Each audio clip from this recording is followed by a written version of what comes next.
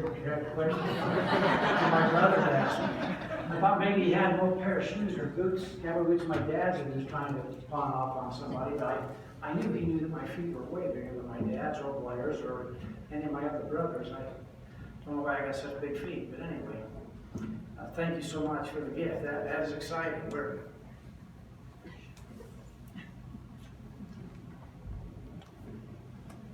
looking forward to playing a little more this year. Isn't being a home builder great? You know, I look at the grins on all your faces. It's just the greatest profession in the world. I mean, there's stress, there's joy. I got to tell you a story about stress. It's kind of a funny story now. It wasn't to me at the time. I was a fairly new builder in St. George. I'd been asked to build a home in the Parade of Homes out in Entrada, real custom area for the Entrada group. I mean, big time developers in a real high-end area, and I never built a flat roof house in my life. And so we get this thing built, turned out beautifully. Some things a little bit different. They used a product called Undergrid, which is a block system filled with concrete, and they had one of the partners that we were doing this house with that was the owner in this Undergrid system. I think it's the worst concrete foam block system ever invented. We had blowouts and problem after problem. But anyway, we get the house finished. It's gorgeous. We make it by the deadline, and we put a roof on it. But I just didn't know how to do flat roofs. I'd never done them before. But they told me, we're doing a torch down system. I found a roofer who could do that, no problem. Second day of the parade, it starts to rain, and we're all decorated, and I get a drip in the great room, dripping right on a nice leather couch that this decorator had loaned me from her store. And I'm just in a panic, and I go to her, she happens to be at the parade. What do we do? We're dripping right on your $3,000 couch. And she said, don't worry about it. She got a piece of plastic, laid over the drip, and then took an Afghan, laid that over the plastic, to hide the plastic. And it wasn't a real fast drip, so nobody was really seeing it. And I get a guy comes in and wants to talk to me about the house, and he sits down on the couch on one side of the bathroom. So I sit on the other side, and I'm seeing every drip. It's just and he didn't see one. And I don't think 3 people saw it really that day. And of course that night I called the roofer, got him up there, and got it all fixed, cleaned up. It didn't even really damage the paint. And on we went with the parade. But stress is kind of some of the fun of building a house. It can't be. I mean, if you survive it, and you think about it later, it's really kind of comical. Really a comical story though. During the Parade of Homes, you get so stressed just trying to get. I mean, most of the time we're all working so hard trying to get the home finished on time.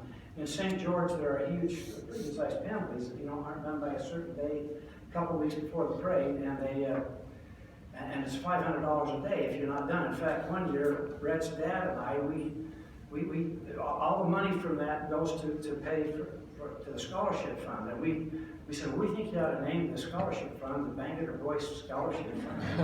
There's so darn much money to that, they put penalties on it. Our house is done on time. Anyway, that particular year, Parade of Homes over, and the day after you're supposed to be at the parade to open the garage so all your vendors can get their things out. And I'd done a home in a little community called Sienna Canyon. It's a real narrow canyon in St. George that really packed the houses in tight, a gorgeous setting.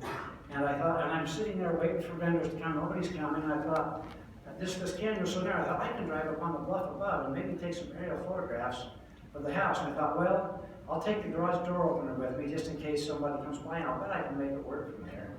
So, sure shooting, and I get up there, test it, it's working.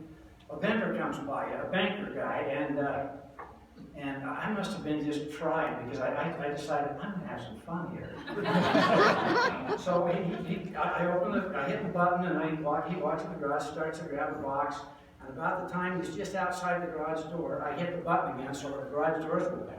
And he looks around, drops the box, runs back in to keep the garage door from closing. And I played with him for probably 15 minutes. Just laughing my head off. It was silly stuff, but I think I was just so tired anything was funny. But I never did tell that gentleman who was playing with me from up in the but he never saw me. It was amazing. Anyway, But it's a great profession. We get to build homes for people to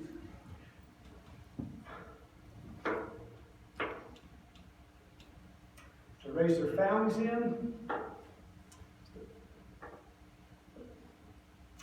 I don't know why I get so emotional, but you know, it gives them a warm place to raise families, to feel safe, and we get to be a